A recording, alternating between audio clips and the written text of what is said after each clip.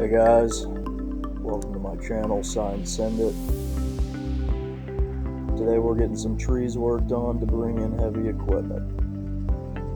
These are Craig's guys. He builds seawalls around Grand Lake or the Cherokees.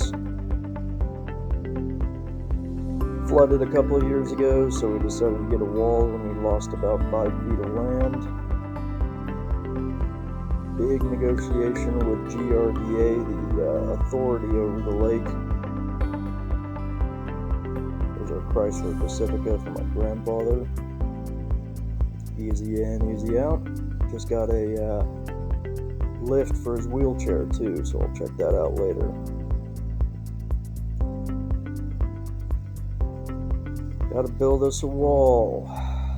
There's our patio. Our porta-cool, hoping to do something with them.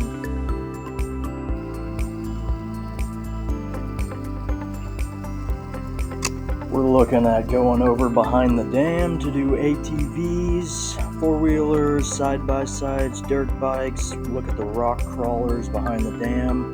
I might take you up to the resort where there's a championship golf course and a par 3 course that was just built. That's pretty cool. Stay tuned for that. Not a great golfer, I actually play a lot of disc golf. Anyways, here's some of the equipment that we rented from Walker's in Langley, about 15 minutes from us. And we're doing a little work to the property on the ramps down to the dock. We had our boat in for about a season last year.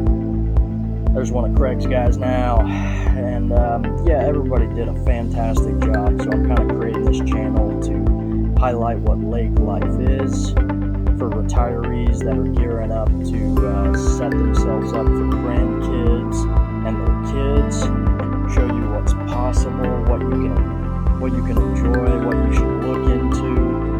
I think lakes are the best because typically, they have everything around them.